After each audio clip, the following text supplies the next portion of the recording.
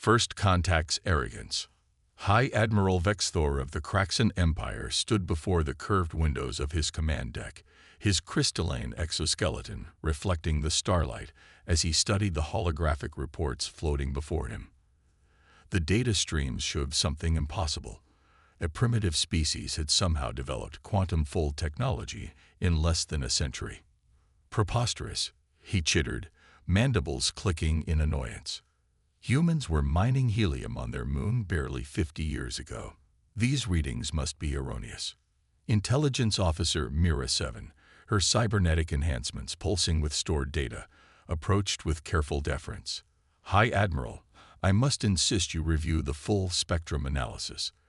The human vessels we've detected at the edge of the Centauri sector aren't just equipped with quantum drives.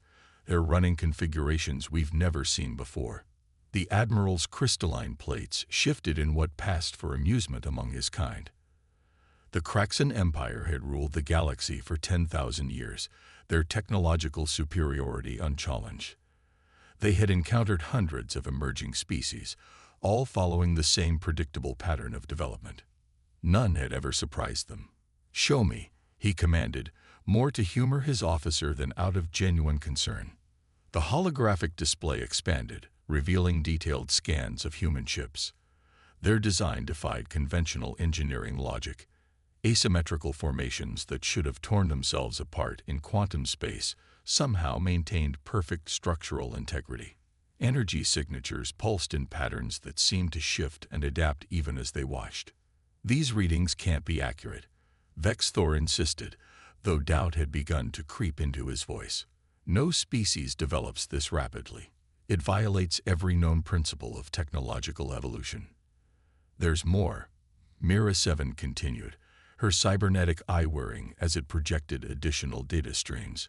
We've detected quantum communications between their vessels that operate on frequencies we can't decode.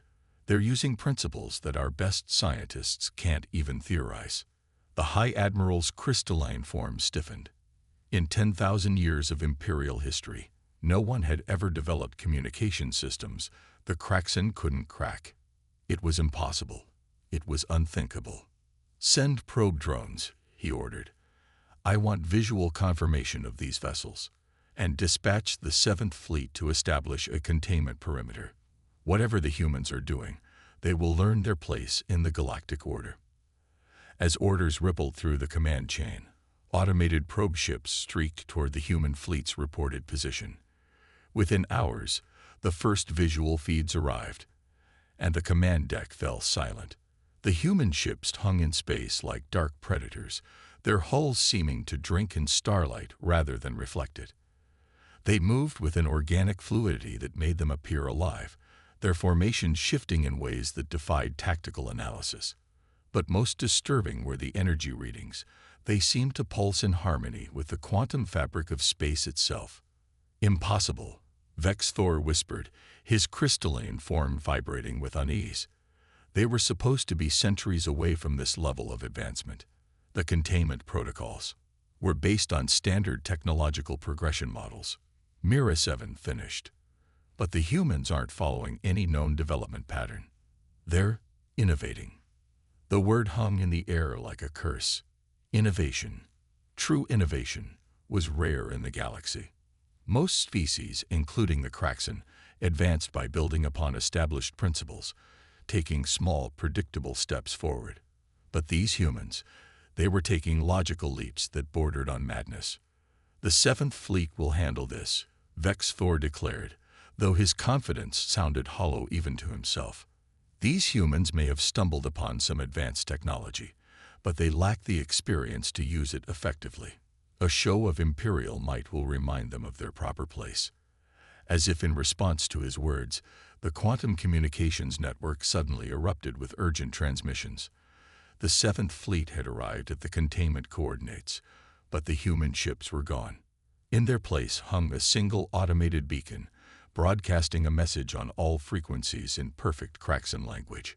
Your containment protocols are obsolete. Your technological models are flawed. Humanity does not follow your rules of development. We will meet again when we choose. The message repeated once, Then the beacon imploded in a burst of quantum energy that somehow bypassed every shield in the Seventh Fleet, temporarily disrupting their systems without causing any damage. It was a demonstration of precision and control that should have been impossible. High Admiral Vexthor's crystalline form trembled as the implications became clear. The humans hadn't just developed advanced technology. They understood it in ways the Kraxan never had. They weren't just using quantum principles. They were rewriting them. "Send word to the Imperial Council," he ordered, his voice heavy with the weight of history about to change. "The containment protocols have failed. Humanity has become something new." As the message was transmitted, Vexthor stared into the void where the human ships had been, wondering if 10,000 years of Imperial dominance were about to end, not with a bang, but with the quiet revelation that everything they thought they knew about technological progress was wrong. The first seeds of fear had been planted in the heart of an empire that had forgotten what it meant to be afraid. The silent strike. Commander Sarah Chen stood on the bridge of the ESS Prometheus, watching quantum data streams flow across her neural interface. The holographic display showed thousands of Kraxan defense platforms scattered throughout the Orion Arm, each one a testament to their empire's technological arrogance, each one about to become obsolete. "All strike teams report ready," Lieutenant Park announced, his fingers dancing through augmented control fields. Quantum signature masking is holding steady at 99.8% efficiency. Sarah allowed herself a small smile. 6 months ago, the Kraxan had dismissed humanity as barely worth monitoring.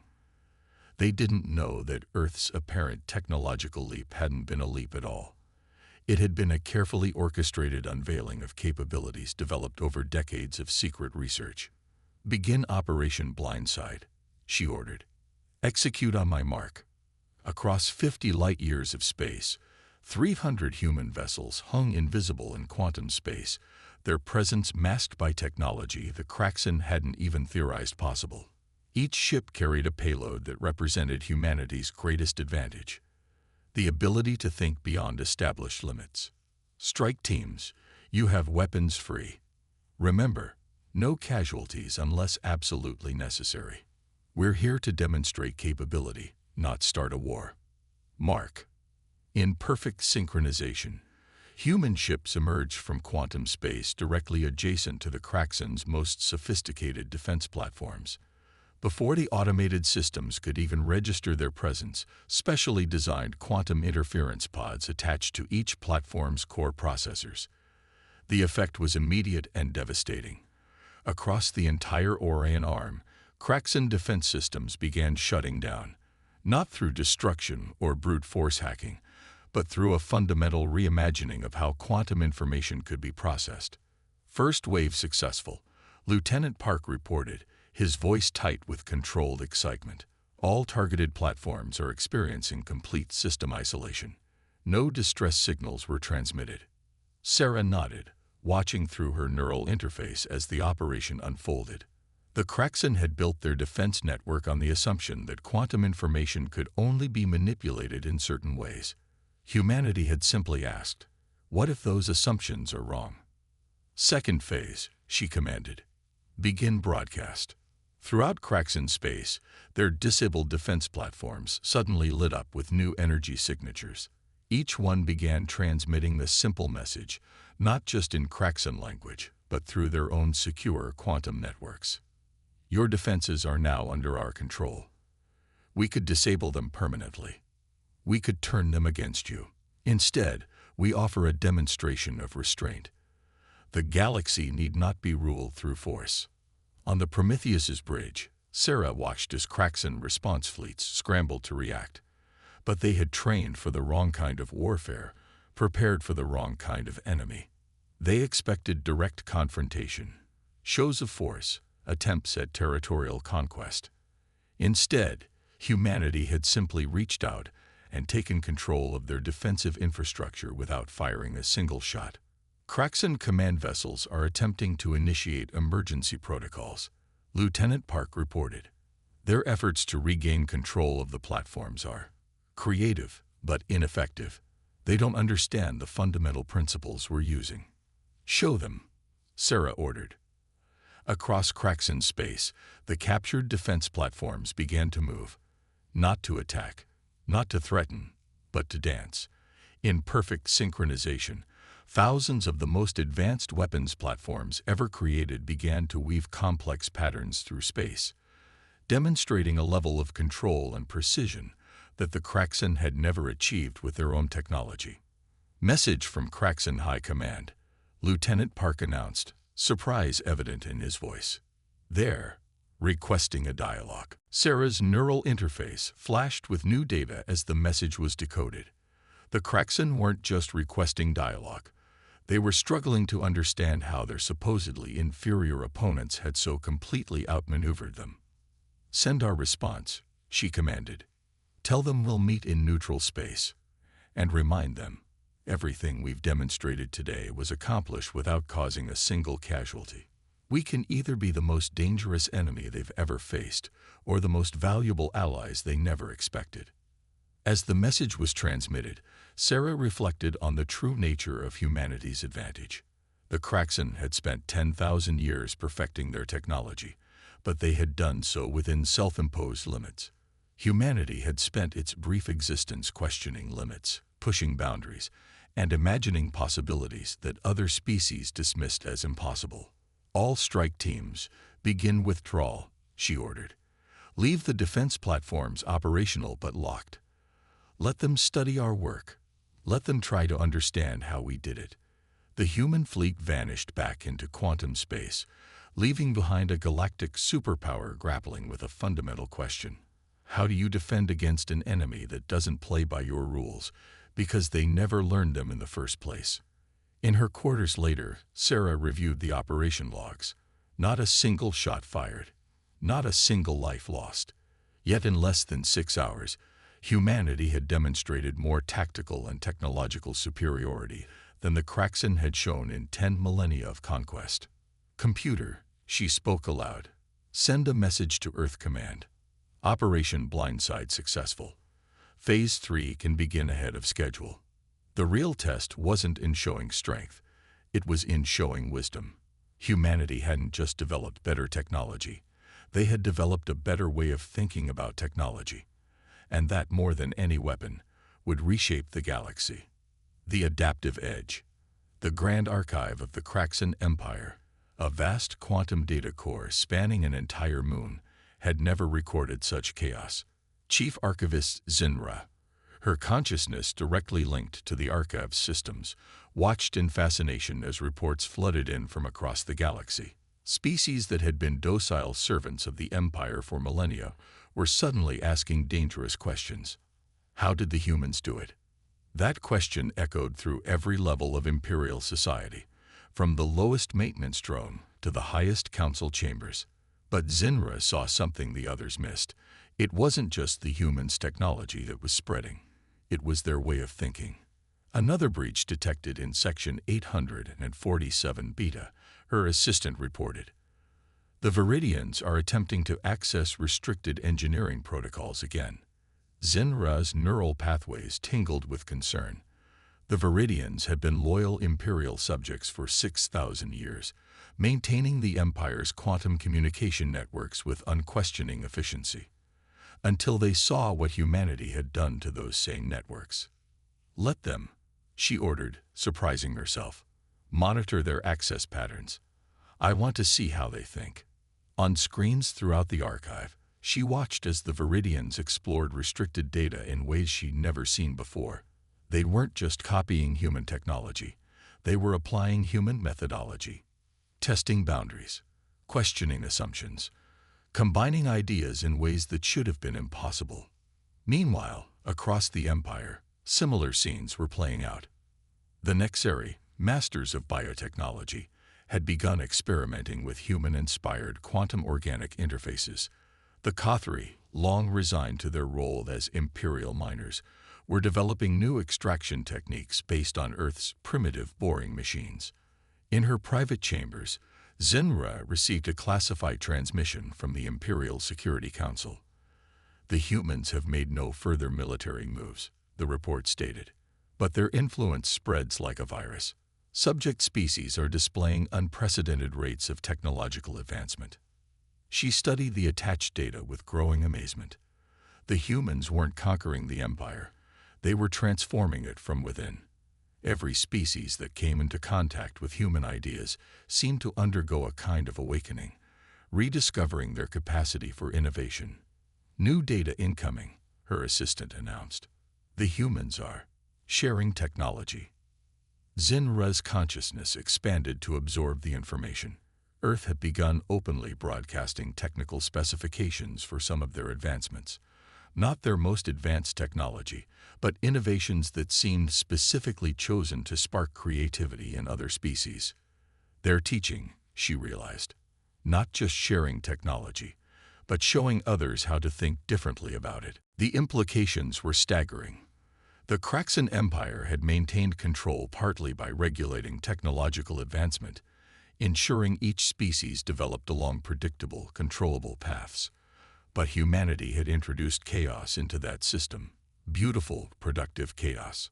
An alert flashed through her neural interface. The Viridians had just developed a new form of quantum encryption. Not by copying human methods, but by applying human-inspired creativity to their own traditional technologies. The result was something entirely new, something neither human nor Viridian, but a unique hybrid of both approaches. Access coming from the Kothri mining colonies, her assistant reported. They're combining human drilling techniques with necessary biotechnology.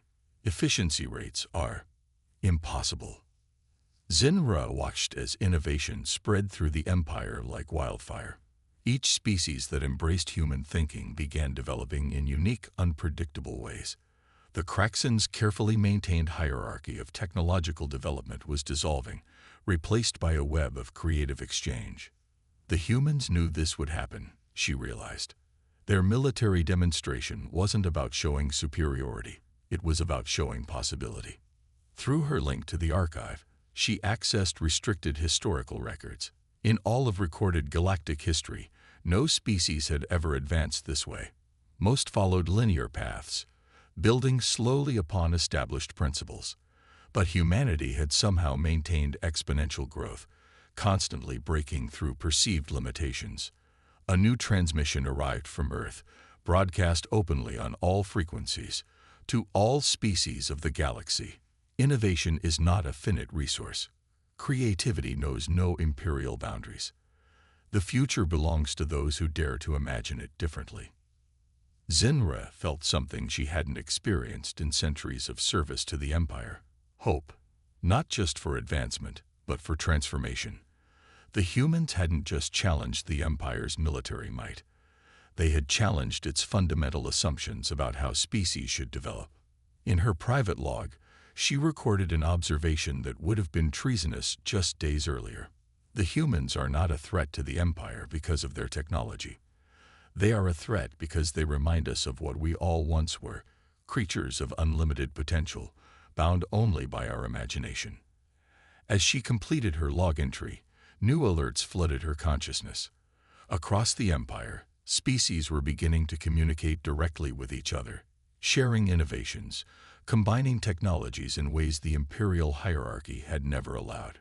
The humans had planted a seed, but the garden growing from it was beyond even their design. The Empire had prepared for war with humanity. Instead, they faced something far more dangerous, a renaissance of creative thought that no amount of military might could contain. And deep in the Grand Archive, Zinra began to wonder if perhaps this was exactly what the galaxy needed. Begin new archive section, she commanded. Title: The Human Revolution. Not a war of weapons, but a war of ideas. The future was becoming uncertain, unpredictable, alive with possibility. And for the first time in 10,000 years, the galaxy was waking up. Breaking the hierarchy. The Imperial Council Chamber, once a symbol of unquestioned authority, had become a theater of barely contained panic. Supreme Overlord Kthax watched his most powerful advisors argue like common maintenance drones, their crystalline forms flickering with agitation. We must crush this rebellion immediately. Defense Minister Voxnar's crystal lattice pulsed an angry red. Every day we delay, more systems fall to human influence. Crush it with what? Trade Minister Sci-Fi countered, her form shimmering with bitter amusement. Half our fleet can't leave space dock because their Viridian maintenance crews are too busy innovating to follow standard protocols. Cathax raised a limb for silence, his ancient crystal form casting fractured shadows across the chamber. Show me the latest statistics. The central hologram flickered to life, displaying a galaxy map that made his core structure ache. Sectors that had been stable for millennia now blazed with activity. The Nexari had completely redesigned their biological ships. The Kothri mining guilds had declared independence.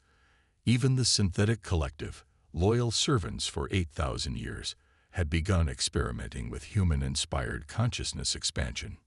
It's not just technology anymore, Intelligence Director Mira 7 reported, her cybernetic enhancements whirring as she projected additional data. They're adopting human social structures, democratic councils, open information exchange, collaborative development programs. Madness, Voxnar spat. 10,000 years of order, destroyed by these upstarts. But Cathax saw something his advisors missed. The humans weren't destroying order. They were creating a new kind of order, one that grew from the bottom up rather than being imposed from the top down. New development from the Andromeda arm, Mira 7 announced. The Zenith Concordat is officially requesting human technological advisors. The chamber erupted in chaos. The Zenith Concordat, the Empire's oldest and most steadfast allies, were openly embracing human influence. Enough. Cathax's voice resonated through the quantum crystal architecture. Show me the human command center. The hologram shifted to display Earth's orbital headquarters. Cathax had expected to see a military installation. Instead, he saw something far more threatening. An open forum where representatives from dozens of species freely exchanged ideas. They're not building an empire, he realized aloud. They're building a community that threatens everything we've built. Voxnar protested. We must act now, while we still can. But as Cathax studied the hologram, he saw the futility of military action. The humans had weaponized something far more powerful than technology. They had weaponized hope. New transmission intercepted. Mira 7 reported. The humans are. They're releasing the full specifications for their quantum fold drives. To everyone. For free. The council chamber fell silent.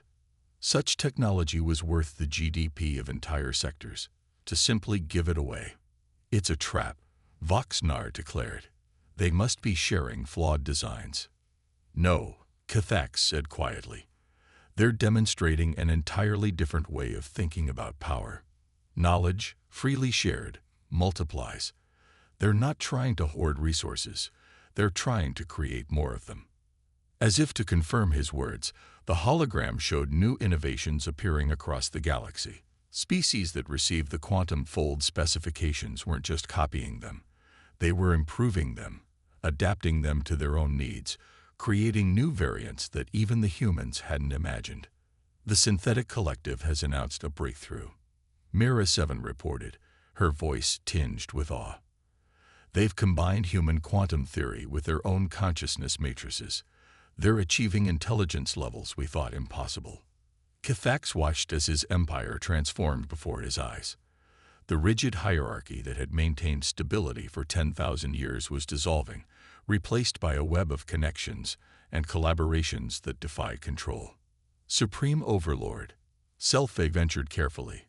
Perhaps we should consider adaptation. The word hung in the air like a charged particle. Adaptation meant change. Change meant uncertainty. Uncertainty meant a new alert flashed across the hologram. The Viridians, Nexari, and Kothri had just announced the formation of a cooperative development league, with humans as equal partners, not leaders. They're not just changing the galaxy, Cathax realized. They're changing how change itself happens. In that moment, The supreme overlord of the greatest empire the galaxy had ever known made a decision that would echo through history. "Contact Earth," he commanded, not with threats, not with demands, but with a question. How do we join this revolution without being destroyed by it? The council erupted in protests, but Kithax's crystal form remained steady. The humans had taught him something profound. True power didn't come from controlling the flow of innovation, but from unleashing it. As the transmission was sent, Kithax reflected on the irony. His empire had spent 10,000 years trying to prevent exactly this kind of chaos. But watching species after species awaken to their full potential, he wondered if perhaps order itself needed to evolve. The future was uncertain, but for the first time in millennia, it was alive with possibility. And somewhere in that uncertainty lay the seeds of something greater than empire had ever been. Evolution's children. Dr. Elena Rodriguez stood in Earth's Grand Assembly, facing representatives from over 300 species. The chamber, designed to facilitate quantum-linked consciousness sharing, hummed with anticipation. After 6 months of galactic transformation, it was time to reveal the truth. "You've all wondered," she began, her words translated instantly across thousands of languages, "how humanity developed so differently from other species. Today, we share our secret." The assembly stirred, a ripple of consciousness passing through organic, synthetic, and crystalline forms alike. Even Kithax, the former supreme overlord of the Kraxan Empire, leaned forward in his crystalline housing. "We didn't." Confusion spread through the gathered representatives. Elena smiled, activating the chamber's quantum imaging system. Above them, the double helix of human DNA spun slowly, alongside comparative genetic structures from other species. Humanity's gift isn't superior technology or intelligence. Our gift is failure. We are the species that failed the most and learned from every failure. The display shifted, showing Earth's history: wars, disasters, near extinctions, and recoveries. Each catastrophe followed by adaptation, innovation, and growth. Unlike the Kraxan Empire's controlled evolution programs, Earth's harsh conditions forced us to adapt or die. We faced extinction dozens of times. Each crisis pushed us to think differently, to question everything, to imagine new possibilities. She gestured to the Viridian representatives. "Your species developed quantum communication perfectly, following an optimal path. Humans, we tried thousands of wrong approaches before stumbling onto quantum principles, but each failure taught us something new about reality itself." The display showed humanity's chaotic technological development, failed experiments, abandoned theories, disasters, and breakthroughs all intertwined. "We didn't develop better technology," Elena continued. "We developed better ways of developing technology. Every failed experiment became a lesson. Every disaster sparked new ways of thinking. We turned adaptation itself into an art form." Kithax's crystalline form vibrated with revelation. "This is why our containment protocols failed. We were measuring structured advancement, but we were evolving how we evolve." Elena finished. Each generation of humans didn't just learn new things. They learned new ways of learning. We built failure into our development process, deliberately seeking out wrong answers to understand why they were wrong. The display shifted again, showing the recent transformation of galactic society. Species after species, awakening to new possibilities, not by copying human technology, but by embracing human methodologies. "Look at what you've all achieved in 6 months of unrestricted development." Elena gestured to the data streams. "The Nexary's quantum organic ships outperform anything Earth has built. The synthetic collective's consciousness expansion has surpassed our theories. You're not following our path. You're creating new paths we never imagined." A Nexary representative's bioluminescent form pulsed with understanding. "You didn't share technology to help us advance.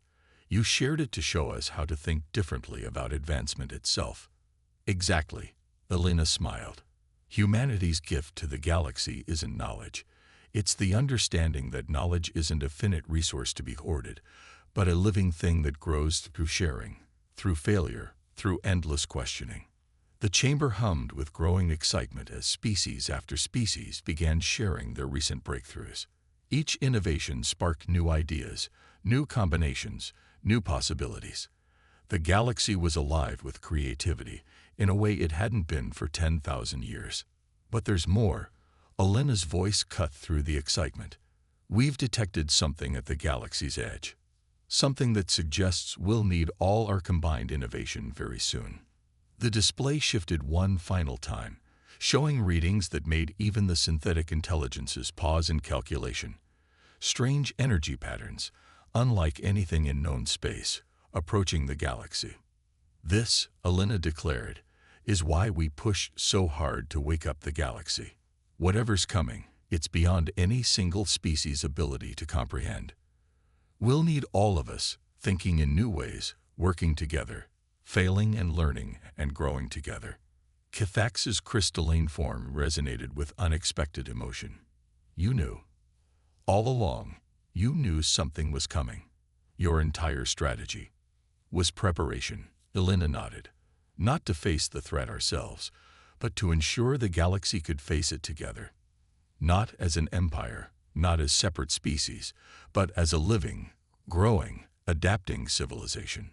The assembly erupted in discussion, ideas, and theories flowing freely across quantum consciousness links. Species that had been locked in rigid hierarchies now collaborated without hesitation, each bringing their unique perspectives to bear on the challenge ahead. Welcome, Elena smiled, watching the transformation unfold, to the next stage of galactic evolution. We don't know what's coming. We don't know if we'll succeed, but we know this. Whatever happens, we'll face it as evolution's children, forever adapting, forever learning, forever growing beyond what we thought possible. As the assembly plunged into preparations for the challenges ahead, Elena reflected on humanity's true gift to the galaxy. Not the power to overcome challenges, but the courage to face them with open minds and boundless curiosity. The future was uncertain, but uncertainty, they had learned, was simply another word for possibility. The galaxy was awake, alive with potential, ready to write its next chapter together. And somewhere out there, in the darkness between the stars, something was coming that would test them all. But this time, they would face it not as separate species, but as one civilization, bound together by the greatest force in the universe, the power to imagine what could be, and the courage to make it real.